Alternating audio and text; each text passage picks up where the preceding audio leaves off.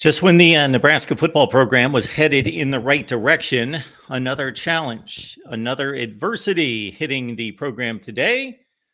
One of the favorite sons, one of the very greatest and best in Nebraska history.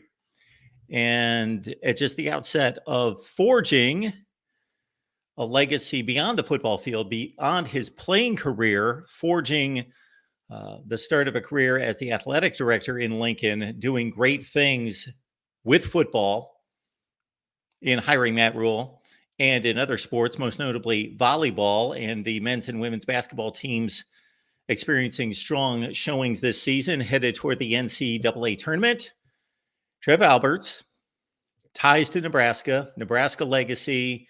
And when we mean legacy and say legacy, we mean strong, sturdy, stout, big time legacy as a great player.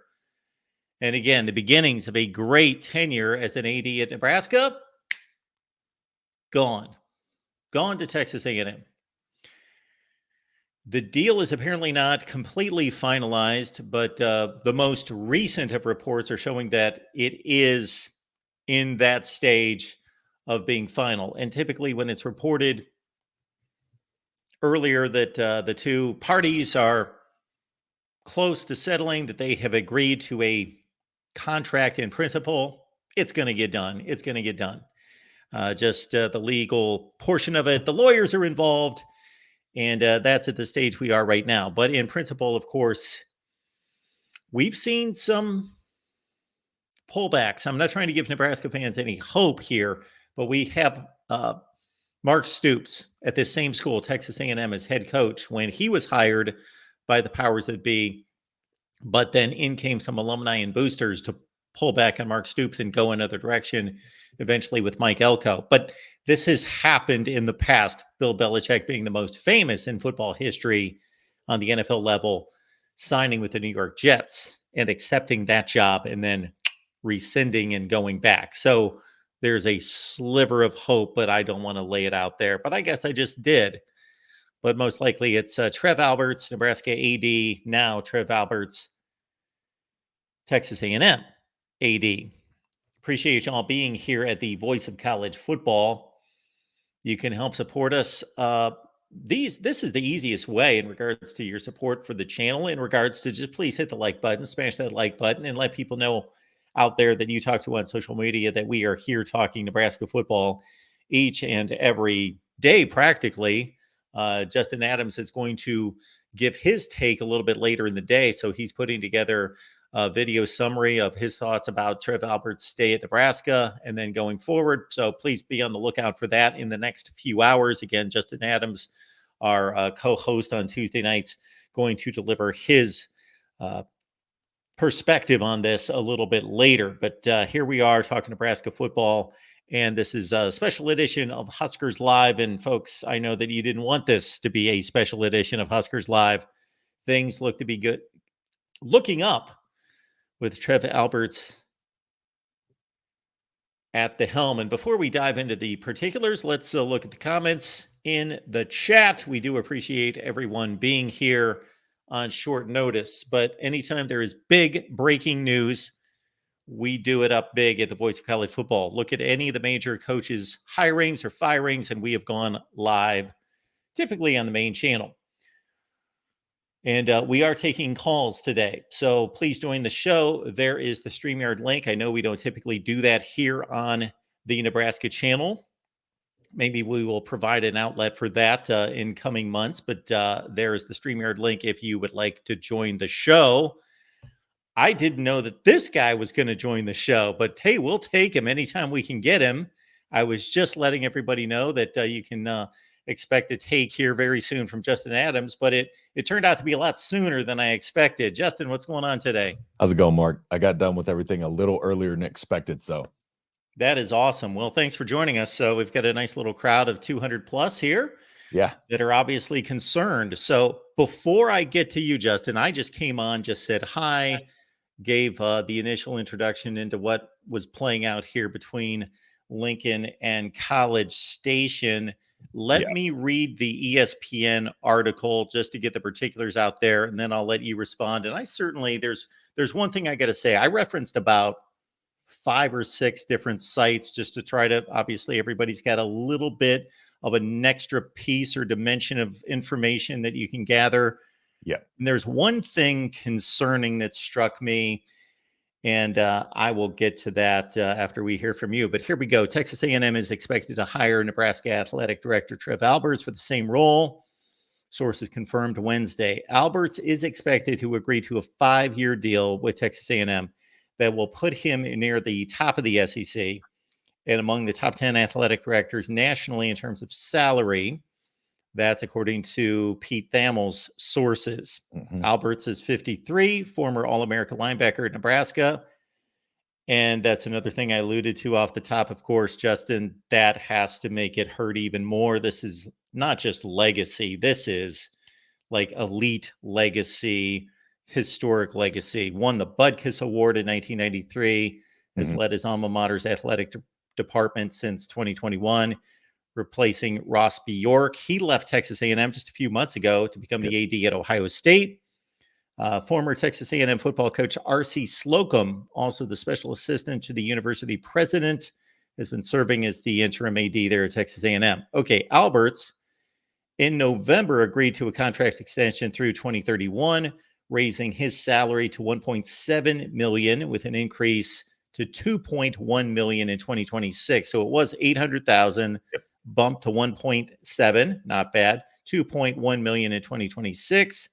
According to the new terms, Alberts would owe Nebraska 4.12 million if he departs before the end of 2024. This was first reported by the Houston Chronicle.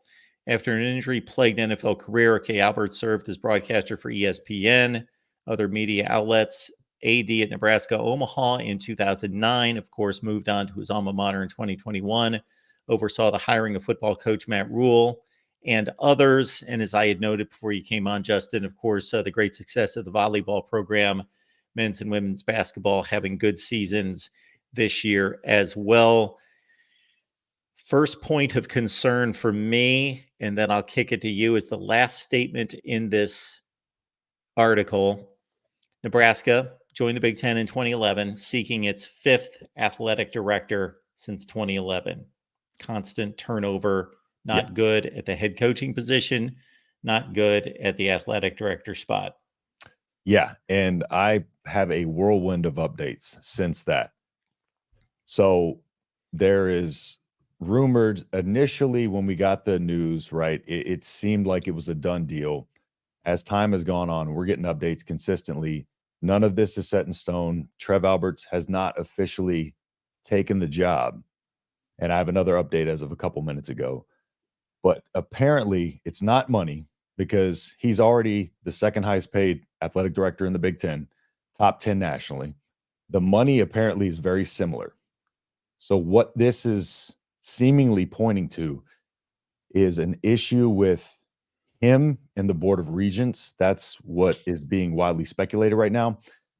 And apparently stakeholders are involved and the Board of Regents is involved.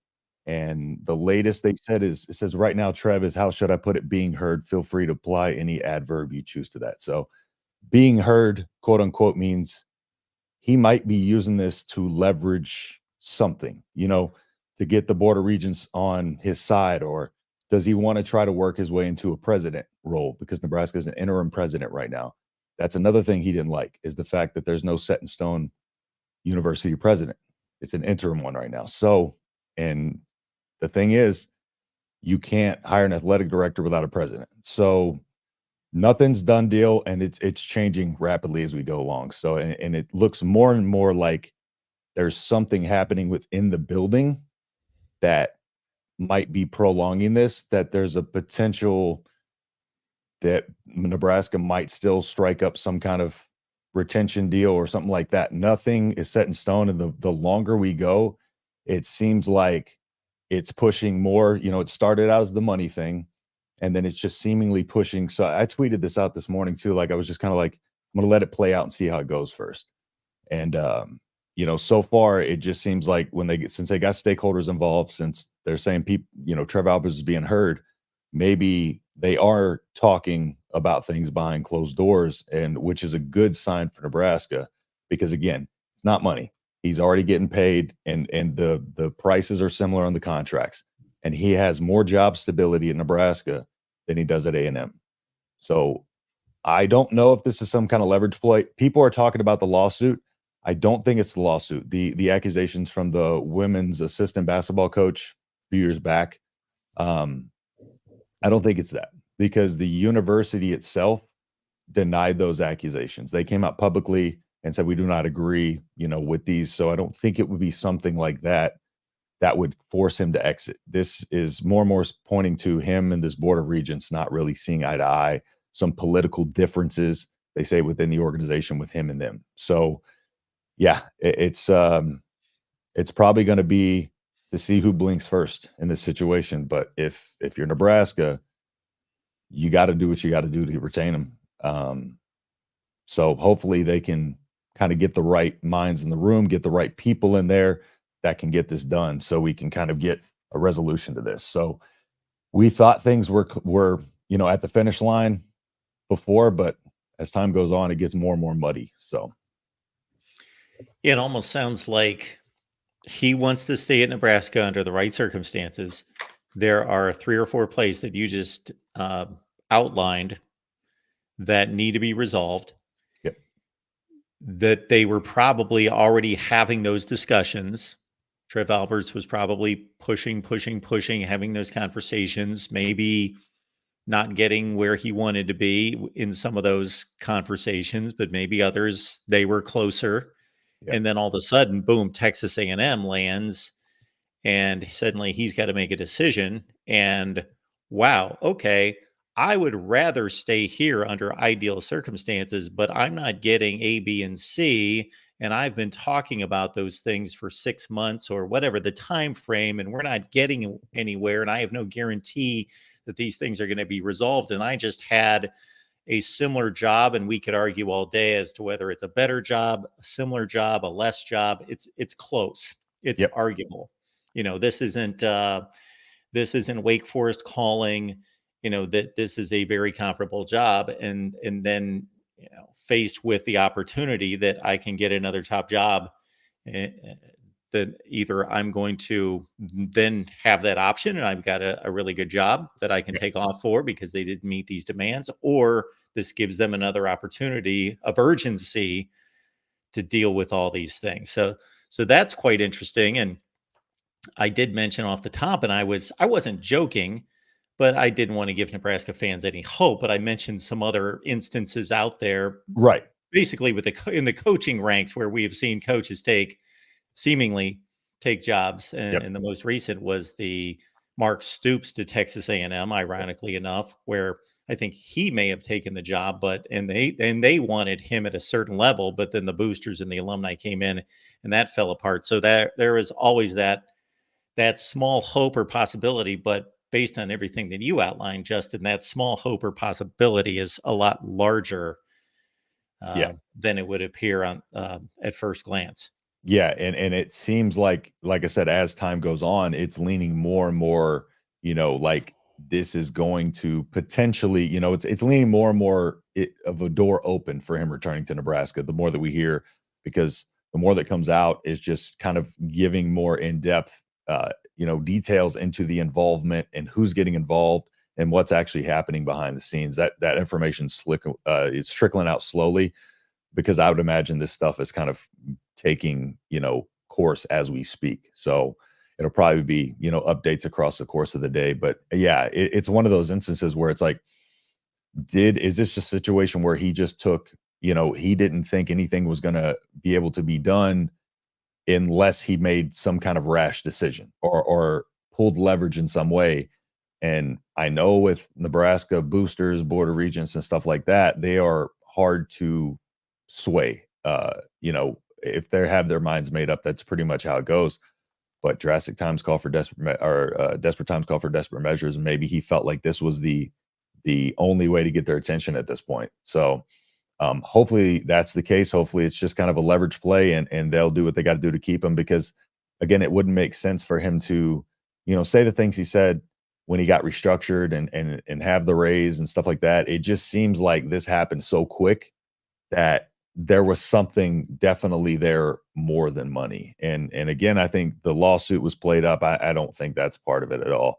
It's specifically between him, the Board of Regents, and just getting these stakeholders involved and seeing what does he want a promotion? Is he want more money? What is he asking for? So, I mean, again, he's highest paid athletic director in the Big Ten and top 10 nationally. So, Texas A&M would have given him the same amount of money. And again, everything that he has set up in Nebraska is set up to succeed. All of the athletic departments rolling in the right direction. He has the better job stability there. It just does not make sense for him to depart at that point. So, Hey, Jackson, good to see you. We'll get to your call in just a second. There was one other thing I wanted to get to, but we appreciate everyone being here. We did leave the link in the chat if anybody would like to give us a call. And again, the report started sometime mid-morning that Trev Alberts would be moving on to Texas A&M as athletic director, but that is not a done deal. You bring up the Board of Regents, and again, you gave it some context. You know more about the way they've decided in the past and how they function as a group, but that's what makes these kind of situations more difficult. Because if it was just you're the president of a company and I'm your lead guy and we got to work something out, we got 4 issues to work through, and automatically you're like, yeah, 1 and 3 I'm good, yeah, let's go forward. 2 and 4, let's talk about these things. But Board of Regents, it only makes sense that probably some of them are super Trev Alberts fans that are like, yeah, we got to do whatever we have to keep this guy. There's probably some, I'm just guessing, this is just conjecture, but it usually does play out this way. Some are like, you know what? No, we're not going to give him the world. We're not going to do this. We're not going to do that. Whatever their baby is or whatever they hold fast to. He's asking for too much. No, we can go some other direction. So whoever owns the room and whoever gets their way, and it's a fascinating thing that we'll never know. How that's playing out. Who knows? Maybe this is kind of a ploy. It could be a ploy to maybe try to get them to get a president in place, a fixed straight president in place. But I do believe if there was, if this was just smoke that we're hearing of, of course this would have been a done deal soon after the announcement was made. But somebody leaked that information out. Somebody got that information out there to somebody, and it was reported wildly for a reason. So this just really seems like this is a potential for him to stay at Nebraska and try to leverage himself. It's just a matter of probably whether or not they're going to blink, like you said, because they are, when it comes to boosters and in the regents and the guys that, at the top, it's really, really hard to sway. Look at David Tepper over at Carolina. It's one of those things where it's like they're just in control of a lot of things. And if you need something and they can't provide it, look at, he's already upgrading the facilities and stuff like that. There's no way that he's coming in here to upgrade the facilities and starting construction on the stadium and all of that with the anticipation that he's going to leave anytime soon. And, like I said, all signs are pointing to that. And it's just, I'm waiting for more information to come out. I'm just kind of refreshing Twitter to see if I can find anything else, and just kind of looking around. So, all right, Justin, you ready to take calls? Let's do it. All right. Want to remind everyone, since we've got about 450 on the line, we could have all of you with us every Tuesday night. We talk Nebraska football with all of you, talk college football by extension. We talk Big Ten. We talk the national landscape as well. But of course, it's GBR first and foremost every Tuesday night, 7 p.m. Eastern, 6 Central. Justin and myself would love to have you join us each week. We got our guy Jackson. If there is a guy that supports the voice of college football that is way ahead of the curve right here, it's our guy Jackson. Jackson, we appreciate you. Good to see you today, sir. Oh, thanks for having me on, gents. I'm just doing a little, like how Shane Gillis has like the little Bud Light thing. Well, Yeah. this is me with the voice of college football mugs. Nice. Look at that. Love So it. that's what I'm doing. Yep. But in all seriousness, if this is true that Trev Alberts is leaving Nebraska, who are your candidates for the next AD? That is, oh, I haven't even had time to think about that. Yeah. And it's funny because Nebraska fans, on Twitter are floating out, oh my gosh, I'm drawing a blank. John Cook, sorry, from our volleyball team to be the next athletic director because he's so beloved. But yeah, I don't know. I think it's a little too early for me to kind of jump on the list just yet because there's still so many unknowns on whether or not he's actually going to leave. So, but I'm sure I'll put that together if he does.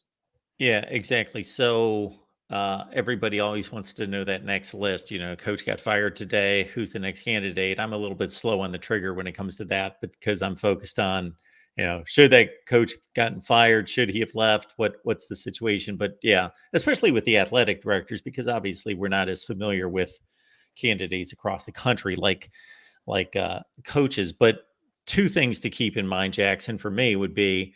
Uh, Having that leadership ability to have a vision, uh, people that show that they can see beyond, that they can envision things, that they have a strong vision for the athletic department. You want somebody like that. You want somebody who is a great hiring leader. They know how to spot talent and find great talent out there. And then also they can raise money. Here we go. Here we go. This is 3 minutes ago from Adam Carricker. Good news. Yes. So he knows something too.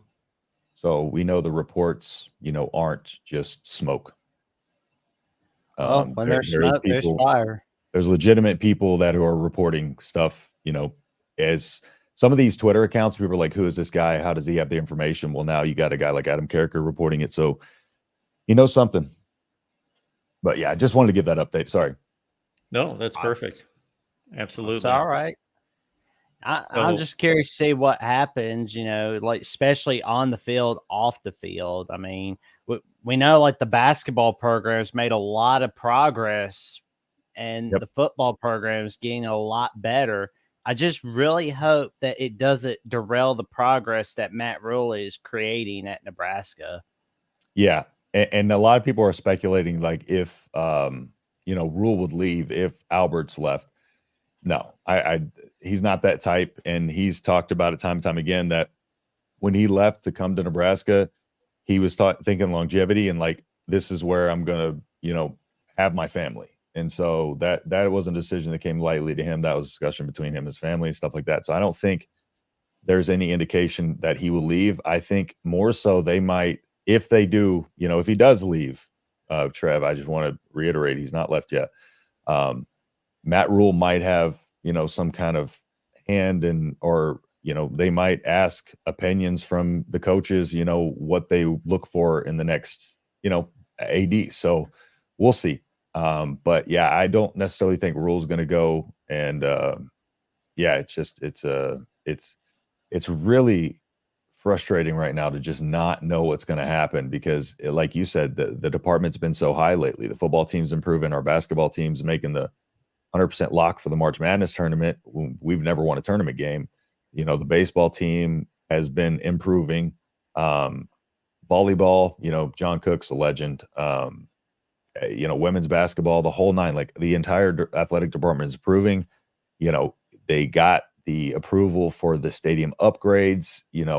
Everything seemed to be going the right direction, which is why this was such a blindside to the fan base. And I think that's what they knew, that reporting this, and Trev had to know that some kind of play like this would just blow up and throw everybody off. So but yeah, I don't know, man. It's tough right now. I'm just going to keep looking for updates and hope for the best. And Justin, just to get back to the Rule Trev Alberts dynamic, they didn't have any kind of history before rule coming to Nebraska, did they? There were no connections in the past in terms of professionally. Not that I recall. Outside of maybe them crossing paths or having communicated in some facet, but nothing like that. Yeah. So, and you know, I think it might have been one of those things that, you know, Nebraska has lost so many people, you know, chancellors, presidents, and now potentially the athletic director since, you know, he's been hired around the time he's been hired. So I think it's the entire leadership structure going away kind of. And one of the things Matt Rule did mention when coming on is like he felt like the right leadership was in place. And I just don't think that comment is necessarily an indicator that he would up and leave and move his family, you know, because he's still got this. He's the reason why this football team is going this way. Trev Alberts was responsible for hiring him, you know, and but he is the GM of that football team. He runs that football team. So I don't think in any way does this affect him at all. I don't think he considers leaving or anything like that. I don't think that makes sense for him. But real quick, Jackson, before you add anything here, just wanted to approach this comment from our guy Fong Wei. Appreciate you being here, man. When it comes to college football anymore, everything is all about money. And I get that point overall, but when it comes to this situation, number one, guys have always left jobs and gone to other jobs for a lot of reasons, but money's at the top of the list by far, not even close. And 90% of the reason why a coaching or athletic director decision has been made for one decision or one school over another. So that's nothing new to this. And that's nothing new to, I'm guessing, just about everybody watching us, that you've taken a job for more money than the job you're currently in. So let's not go crazy about that angle of it. And as Justin just outlined, this specifically is not about money when it comes to the Nebraska Texas A&M offer. Correct. And here's a little bit more of kind of like what, you know, how it's being put that, you know, talented people, Ted Carter, Ronnie Green, Trev Alberts, leave the team when leadership above them loses sight of the team's purpose. The team is a university. When leadership cuts funding and undermines the team's purpose with political dogma, they leave. So this is kind of the rumblings from inside. And this tends to be the pretty consistent noise out of, you know, those four walls. So,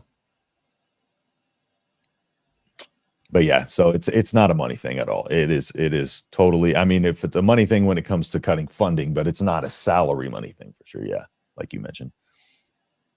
If I were leaving for someplace, I don't think it'd be for Texas A&M. I mean, I know they got money and all, but their whole issue is, oh, we just got to throw money at the issue. They weren't even going to pay him. Their numbers were about the exact same as what he makes in Nebraska. Because again, he's already top 10 paid athletic director, and he's the second highest paid athletic director in the Big Ten. So, and all Texas A&M did was make him a top 10 in second in the SEC, you know, so I don't think it's money. The numbers were almost identical from what I've heard. True. But I don't think I'd want to go there personally because, I mean, they just can't get it done. They're just too overrated. Yeah, and that, I mean, that they're a little bit more in a limbo, I think, than Nebraska is right now, considering, you know, Nebraska is starting to build something, you know, and the entire athletic department is kind of trending the right direction. And he is, if he turns Nebraska's athletic department around, he's going to make more money. You know, if the entire athletic department gets the football team winning again, long term, he's going to make more money in Nebraska regardless. He's got better job security, the whole nine. So yeah, I know people are saying it's all about money. It's all about money. I know we think everything is about money these days, but it's not always the case. You know, he got $800,000 increase 120 days ago. Well, you know, so 2.2 mil, like it's yeah. I'd stay in Lincoln, but that's just me now. Justin, is there any reason to not like what Trev Alberts has done thus far? Everything seems to be, now the football hasn't produced results, but he stepped in, he gave Scott Frost one more year, which, considering when he entered the situation, although he was very close to the situation because of his status, giving Scott Frost another year obviously didn't prove to matter, but I get why he did that. He wanted to see it play out 1 year under his direction to see, Smart. and certainly had that kind of reset moment with Scott Frost in terms of, things are going to be a little bit different. Now, it didn't turn out, but then he goes ahead, he gets Matt Rule. You went through all the basketball and especially the volleyball accomplishments. The women's team goes to the Big Ten championship game in basketball, all of that. So there doesn't seem to be any missteps here so far in what's about almost 2.5 years. No, at least in regards to, anything noteworthy, there's nothing that sticks out in my mind as a bad decision he's made. I think they giving him the extra year, giving Frost the extra year was the right move. And then when I think he did exactly what he needed to do when it came to getting his coach. He kept everything very close to the vest. And, there was nobody was really leaning towards Matt Rule getting the job. And so he's done a good job of keeping everything close to the vest and going for his guys. And, he's getting the guys that he wants. He's getting the guys that he wants in the places that he wants them. And that's the reason. And he's a good evaluator of leadership. Obviously each person that he's been able to bring in here is a really good leader. And, it's you can tell by the culture, the entire culture of the athletic department, because him being a former player, he knows what it's like to form a good culture and what a good culture looks like. And so he's just was the perfect guy for the job in that regard. He knew exactly what Nebraska needed, and he shot Nebraska in the arm with that. And we're seeing it pay off already. So, he has done about as good of a job as you can. There is not a single Nebraska fan that I think would be okay with this. And if they are, it's sour grapes, because now they've turned on him for this, because they're already calling him a traitor and untrustworthy and all this other stuff. You know what? I'm not going to lie. If this is because the people at the top wouldn't listen to him and, wouldn't give him what he needed, I stand by his decision. Yeah, there's something to wanting certain things in life, certain things in regards to your career that line up with family, with your own preferences, with your emotional ties, like he has to Nebraska and everything that's happened. But there are other things that can override that. So this could be where he prefers to be, but there can be other things that override this. So here's a update. Texas A&M President Mark Welch appointed a 7-person committee to search under Director of Athletics. I have not received any notification from the president or anyone on the committee at this time. So again, just further confirming that was 1 minute ago. So still nothing in place. Well, that's another good sign. Yep. Everything's a good sign until he signs on the dotted line with A&M and it's official. So, Nick was asking earlier if it's a done deal. It's not a done deal. No. So if you came in late, it's not a done deal. The more time goes on, the more it seems like Trev is potentially trying to leverage something for the border regions. Stakeholders are involved. So it's going. Well, another reason why Nebraska is way better than Texas A&M is, how people were saying that Nebraska was screwed once they got in the Big Ten because they were going to lose all the recruiting ties to Texas? Yeah, and that did have a big impact.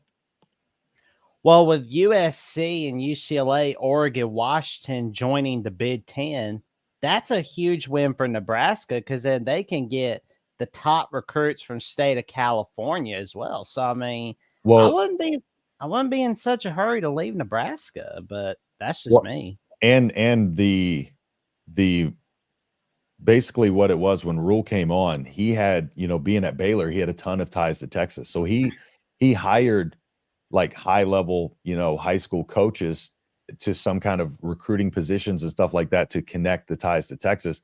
And Texas is actually the most, outside of Nebraska, we got the majority of our class from state of Texas, and most of our offers next year are out for the state of Texas. So we've got a pretty good foothold back in Texas because of Matt Rule's ties to Texas. So that's really going to help too. And he's tended to be more Midwest, East Coast, South type so far. So it's a couple of, there's a few California kids though in the offers, TJ Latif and stuff like that. So we've got a super chat contribution coming in here. We appreciate that. House Money Productions. Thank you for that.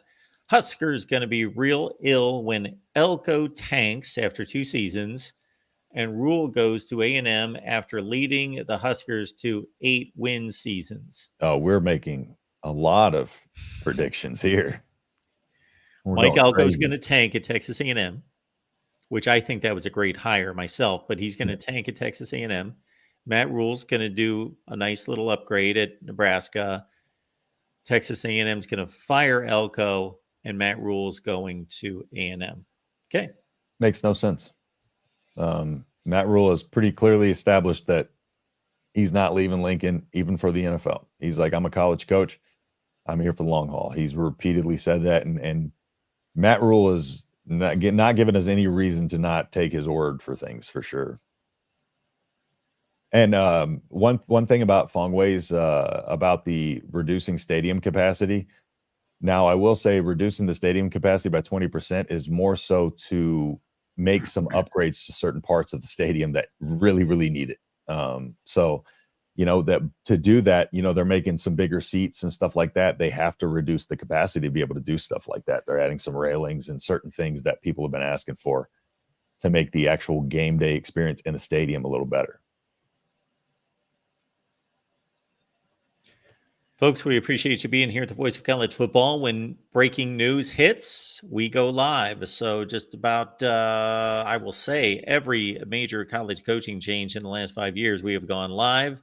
Certain athletic directors and Trev Alberts in that category, we will go live. So here we are. We appreciate Justin Adams being here, our co-host on Tuesday nights for our Huskers live show. You can catch Justin on Big Ten Show. Yep. It's right here on YouTube, folks. Big Ten Show. They're doing great work over there. Justin, JR, Sonny, and company. Also, and I'll probably be recording a video on this tonight too. So over there too. So good check stuff. it out. So the 20% reduction in the stadium, that's a done deal?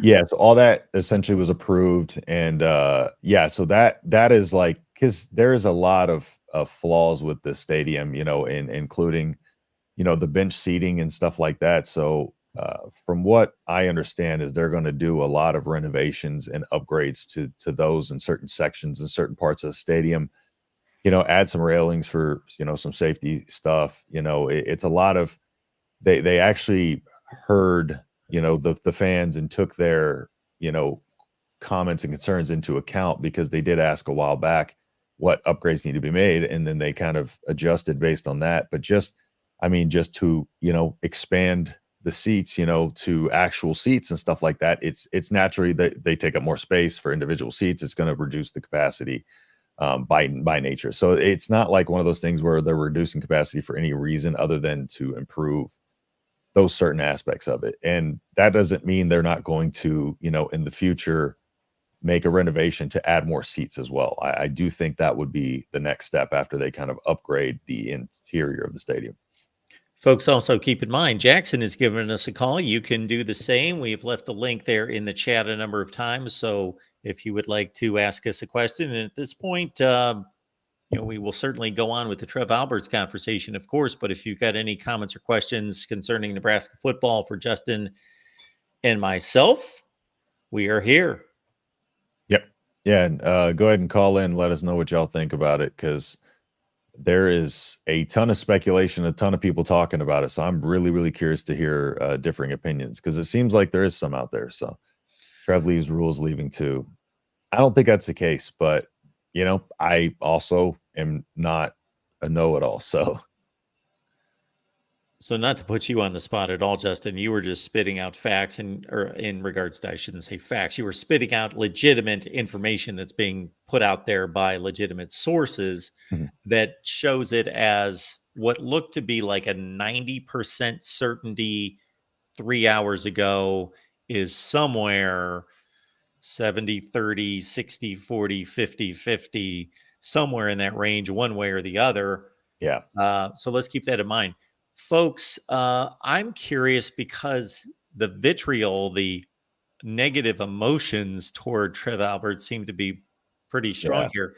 If this just turns out to be a deal, folks, where again, we outlined this and we know a lot of people are coming in and you didn't hear the entire conversation, but Justin and I, he laid it out in regards to his sources. And then I laid it out in terms of Trev Alberts loves his job for the most part, let's say, is very happy. They're happy with his results in regards to obviously the pay increases and everything we've talked about regarding the athletic department. But there's 3 or 4 things out there that he has been pushing and trying to look out for his own career, look out for also the long-term health of the athletic department and things that he wants to ensure to succeed for the department itself, but also his own career and his possible upward mobility. And these things have just not been addressed. And I'm not saying that anyone has lagged there. That's all between he and that group, whether he's being impatient or he's truly pushed and not gotten anywhere. And then all of a sudden, just consider this, folks. Texas A&M shows up and says, we will give you free reign and you can lead one of the biggest departments in the country. Here's what we got. Here you go. And maybe even if the money is similar, they might be saying, hey, if you do this, this, and this, we're really going to kick in big. Yep. You're going to look at that offer, folks. You are going to, even if he loves Nebraska. I have no doubt about that. When it comes to Trev Alberts, and regardless of what happened with Scott Frost in terms of on the field, he just, obviously we could spend another 20 hours talking about why he failed. But in terms of his heart, loving Nebraska, Jim Harbaugh at Michigan, there are certain situations where that shouldn't even be questioned, whether he loves the University of Nebraska. Yep. He still has his career. He still has a family. He still has a career. That's all there is to it. And so we would all approach that the same way. So I'm curious to know from the chat if this, let's say we immediately find out in 5 minutes, he's staying in Nebraska. This was simply a situation where he had to test the waters, find out what's going on and make a play.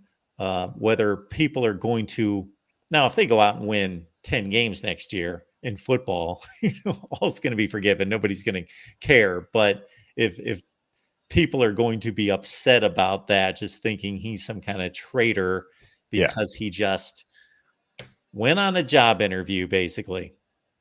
Yeah. And people tend to throw stones from glass houses just because these guys are rich and kind of like at a status of like, they aren't like us here where we have to struggle for our money, but we can go out and leverage jobs by taking an interview somewhere else and being like, well, they're willing to give me 90K and then going back to your other job and getting an increase, in money and stuff like that. So if he's trying to do the same thing, but just leverage what they're giving him, which is value to him, because, and also don't forget that he's widely talked about how the fact that there isn't a president in place and he doesn't like that. It's like if you had a job and you didn't have a boss, right there to tell you what to do.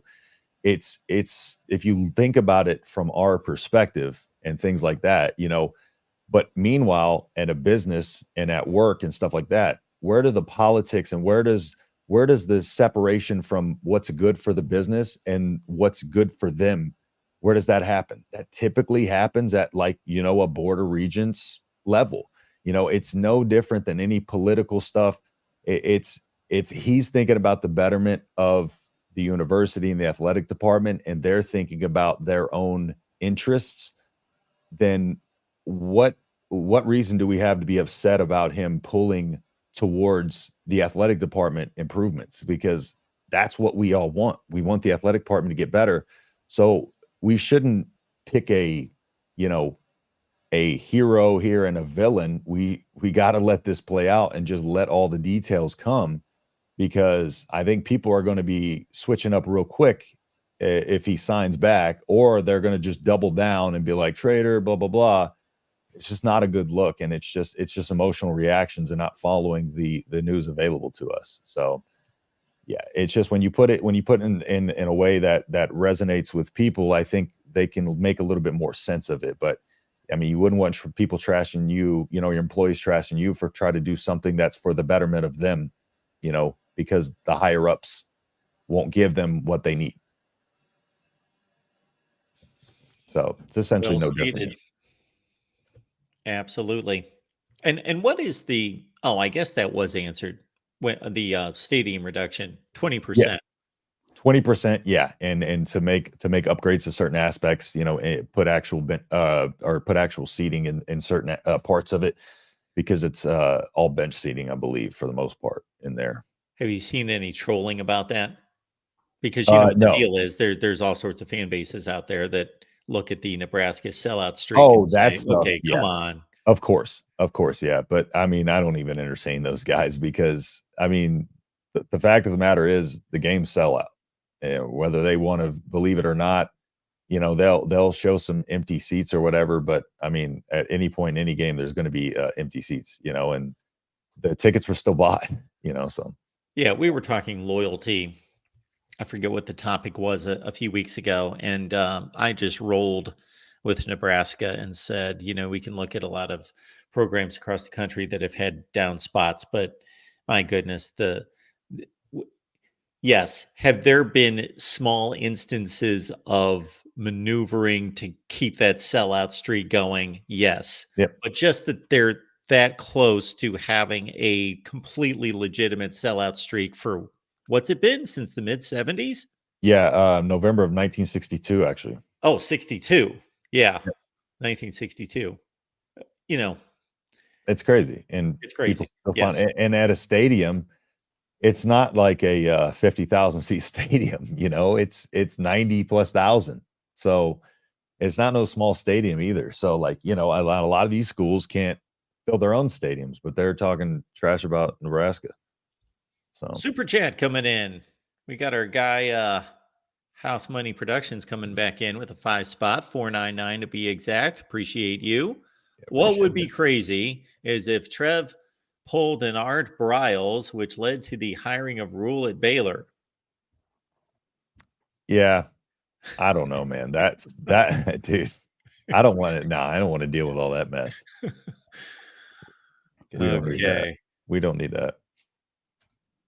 Yeah, but no, it's that's the hard part, is now everybody's drawing connections with certain things, and this is where the conversation grows legs and gets a life of its own, because people mention stuff like that and they're like, oh, this has happened before, and then it grows, and then everybody starts running with that. That's how it's been. And Nebraska fans in general overreact a lot to things, and admittedly so, but I've kind of learned over time not to. But it's kind of crazy when something adverse happens, everybody just loses their absolute minds. So Nebraska fans, give us your record prediction for this season. We want to see a lineup of whatever it is, 8-4, 9-3, 5-7, whatever it is. We will read off your record predictions there in the chat. So give them to us. Yep. I've made mine, so I'd be curious to hear everybody else's. But and you're going to stay with that.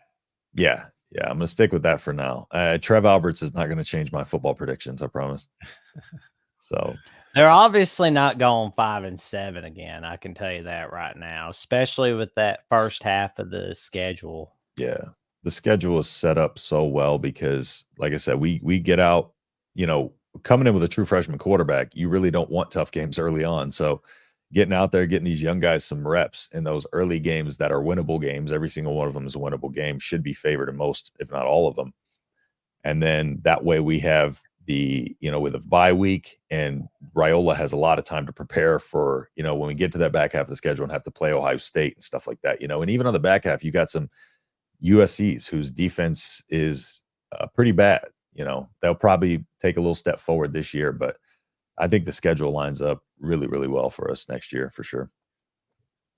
It's going to be fascinating to see how much they put on Dylan Raiola, how much of the offense is on his shoulders, and how much they cut him loose early.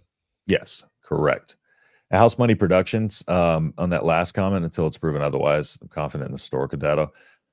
So there is some other indicators though that there is analytics and data showing that Nebraska ran into a lot of bad luck last year. Again, the study they run every year where they get every single result of every single play, every penalty, every turnover in a game, and they randomize it. So that way, the turnover is into the fourth quarter. The penalty isn't when you're at the goal line and it loses you the game. It's thrown in the middle of the second quarter. And when running that data, Nebraska had a 3-win increase. So I will say that there was, as we know, a lot of unlucky situations that happened. And Nebraska was first on that list, tied with UCF, actually, coincidentally. And Nebraska has been first on that list, I think 4 of the last 6 seasons as well. So yeah, so it's and then also that bad stretch, injuries. Our entire left side of our line was injured, and our entire offense was injured. But so there's a lot of things that indicate that this is a little different than historically. House Money's going 5-7. Yeah. I think we've picked up on a theme here with House Money. House Money, we appreciate you being here. You've got your opinion, and certainly for the last 5 years or so, people would have been called crazy for predicting this team most of those seasons to go 5-7. And then what happened? They went 5-7 or 4-8 or 3-9. So hey, until it turns around, it does appear that it will turn around. But Jim's got 8-4. Cole likes 9-3. Russell says 9+. I like that. Allen's going with 8-4. Allen's got him right where I got him, 8-4. Moose, we're hearing from the Michigan side here, who says 8-4 is Moose prediction, but I wouldn't be shocked at 9-3. Yeah, no. 9 wins would be excellent. At this point, like I told you, we're chasing the 800-pound of gorilla of a bowl game, but at this point, I don't even know if bowl games are like a really accomplishment anymore. It just and I don't know if at this point Nebraska fans, would settle for 6 wins, because last year we're like, okay, we're not expecting too much of an improvement, but we should improve, and improved in most aspects. And everybody feels the football team's going the right direction, yet nobody wants to, kind of give them a boost in wins or anything like that. And I get it. We're shell shocked. Scott Frost, we all drank the Kool-Aid every single season. Yeah. But I think it's just looking at the totality of the circumstances, it's just a little bit of a different situation there. If Nebraska ends the losing streak against Wisconsin this season, it'll show everyone that this is a step in the right direction of the Matt Rule era. Mm-hmm. Yeah, and people don't understand there's a lot of other stuff happening in place. Like, for instance, last year we didn't have a quarterback coach. Our quarterback coach was also our offensive coordinator, tight end coach. We had 7 transfers come in, high-level transfers, 2 receivers, so like there's a lot of good stuff happening. And just Matt Rule is talking about how, this year is going to be a little bit more of accountability on the players and not the coaches. And that hasn't happened before. So that's a step in the right direction as well. It's just the little things he's implementing are what he knows works and what he has proven works, and build the foundation that he's been talked about. He's been talking about building the foundation, and then kind of just, from there you have stability. If you don't ever build the foundation, there's no stability there. And what he's building right now is stability, and we just got to let that fall into place. Justin, I'm going to take a stab here, because it sounds like, and you did this Tuesday night as well, it sounds like anytime you talk about something breaking down, mistakes, bad fortune, mishaps, whatever, you usually tie it to a game against Iowa. So I'm thinking that if you or most of Nebraska Nation can secure 1 win, because I just thought of this because Jackson said something about the losing streak against Wisconsin. Well, I know the Huskers won 2 years ago against Iowa, so they did break the long stretch, but basically they've lost 8 out of 9, whatever the number is now. Yeah, that might be the team all like that you would like to get more than any. Yeah, all very close games too. Yeah, the Iowa game, of course, is like almost all of them. Yeah, it's like a There's a national 40 to championship. 10 in there somewhere. So I really honestly think that, yeah, most of them. I will preface most of them with a lot of teams, because there have been blowouts, I think, from everybody at this point. But, you know, oh my God, I kind of just lost my train of thought. What were we talking about, Mark? We were talking about, it just seems to me, based on all the conversations we've had about Nebraska trying to turn around those close plays and misfortune, that Iowa's your target more than anyone else. I think Iowa's our bowl game at this point. I think Husker fans are more happy to be Iowa than we are to make a bowl game. And just doing both, like knocking them out of the Big Ten championship game, that was so satisfying. That's all, I was happy. But the thing is, it's just like the way we lose to Iowa makes it so much worse, because it's like in those close games, we 1 year we were up 22-9 and we punted the ball into the back of our our protection, and it bounced backwards, and like from there the game just went awry. They came back and won. It was just like, come on, man. It's one thing after the next. And then this year they had their longest play of the game, running the ball with like 40 seconds left to win, get into field goal range. It's like they're running the ball. So yeah. After you guys made the pick that looked like you were going to be in field goal range with another like completion to win the game, and then they pick off the next pass. Made me relive that. Yeah, just don't see the linebacker camping out there. Fongway, the win total is 7.5. The over. I'll go over on that. Yeah, the over under 7.5, and Vegas tends to be conservative, so they like us. They got us right there with USC. I think Wisconsin 6.5. So I know that the first 3 weeks of the regular season aren't set yet for a release. They'll be released probably around like late May, as always. But I wonder if we'll see Nebraska, Colorado on CBS or NBC. The reason why I didn't say Fox is because Michigan, Texas is likely to be on bid noon kickoff. We'll see. I don't know, because I've heard rumblings of big noon kickoff, so it would be curious to see where it lands if not for that. But that game next year, I'm going to be at that game actually, so hopefully there's something big out there, because last year's loss to Colorado was a huge fluke in my opinion. And that's a team over there, it's not building a foundation like we talked about. They are patchworking their way through this, and building an offensive line through the portal, you can't build an offensive line through the portal, in my opinion, because they need cohesion. They need to develop together. They need to work as a unit more than anybody else. And so there's certain reasons why that I think Nebraska will be, in a much better position than Colorado is. And I think that'll show this year too. And it's just flat out time to beat Colorado. Oh yeah. Yeah. That was his first. Maybe not his first game. Maybe that was week 2. Maybe it was the opener that was it week 2. Trying to think of the Colorado wide receiver. Oh, Laviska Shenault. Yes. Yeah. He went off in that game. Great game in Lincoln. Caught the game-winning touchdown. Yes. Then the next year was a 17-0 lead in Boulder, blown. Yep. And lost a close one there. That was when basically Nebraska fans took up like 90% of the stadium, dang near. But it's rough going out there to Colorado. Their fans are not the best, because my cousin won't go out there anymore. He's a season ticket holder, goes to every away game, and like they were slashing tires in the parking lot. They keyed up his car. Yeah, it's bad out there. It's bad.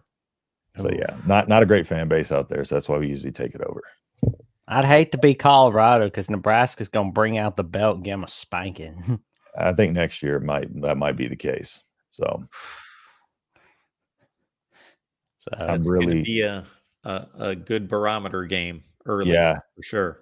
Nothing new on Trev yet. So just I'm continuing to look, but yeah, week 2 is probably the most important week for that front half of that schedule, because I think that's going to indicate whether or not, just because we've seen this team have, not too much of an ability to consistently rebound after a loss. And so I don't think they need to be put in that situation that early on in the season. I do think that they would potentially recover based on the schedule, but At the same time, you can't afford to lose momentum that early and kind of put the panic out there. So I think that game is going to be massive, massive. It's going to be a great one. Primarola will be a ratings monster. Yeah, absolutely. And yeah, because it's, I mean, they give Colorado the attention as it is, but last year, you know, when they kind of faltered, it kind of, I guess, lessened. But coming into next season, they're going to roll that hype train right back out. It's going to be insane, especially with all the banter that has happened, especially in this year with these new quote unquote Dion fans. They're just Dion fans that jumped on Colorado, but with the banter with them and stuff like that, that game's going to be even crazier than usual. So I'm excited for that one. I wonder if we'll see Coach Prime go on like the Joe Rogan experience after he goes on 60 Minutes to talk about the Colorado program and go on like Bill Maher or Patrick Bet David. Like I guarantee you we can name all the shows Coach Prime's on, but we're not going to be able to wonder if Colorado can make a bowl game or not. Exactly. Yeah. No, because and two, like, you know, everybody was basically he's a walking advertisement for himself. Dion is the brand. He's not, I don't feel like he's trying to build Colorado's brand. I feel like he's just trying to build his own brand because a lot of his merch is just Prime, you know, and his stuff. So I just don't think what they're building there is going to have any stability. Wow. So it's going to be funny to see what happens, but gents, I'm going to head off and y'all stay safe and have an awesome rest of spring, and I'll be seeing you soon. Spring is here, and check out Cornhuskers Live if you like the top-notch Nebraska football content right here at Nebraska Football, the voice of college football. Appreciate you, Jackson. As always. Thank you for having me on, gents. Yes, sir. All right. Well, Nebraska fans got a scare a few hours ago. It's not over. Still on wait and see mode. So Justin will update everyone later in the day. And you can catch Justin again. Cheesy Corn Sports. Right now, it's important to get to the Big Ten show. Yes. And the Big Ten show is right here on YouTube. Just type in Big Ten show. You check out Justin, JR, and Sonny, of course. Yep. And then, of course, Justin is locking it down with us here at the Voice of College Football on the Nebraska channel all the time. So we had over 600 in the chat. So folks, we do this every Tuesday. You can come on by, check us out every Tuesday. We have a good time, and it's less stressful. Think of that most of the time. It's less stressful. You don't have to be stressed out about Trev Alberts taking off. Just join us for some good football analysis every Tuesday, 7 Eastern, 6 Central. Yep. You can come join us. And if y'all don't mind, you know, leaving a like on the video, it really helps us out. So I appreciate everybody joining us though. And check in the Tuesday live stream. We'll keep it pumping. And if you want to see my video later, updating it, just make sure you subscribe and just, you know, be on the lookout for it. So I'll try to get everything wrapped up into one quick episode for y'all. Awesome. You will see me on the Florida State show at 6 Eastern, and then also Miami at 7 Eastern on those respective channels, talking Seminoles and Canes tonight. Justin, appreciate you making this work for us today, and I know you will keep your fingers crossed. Absolutely. Yeah, don't panic yet, Husker fans. Things aren't looking as bleak as they were, so. Catch you guys later.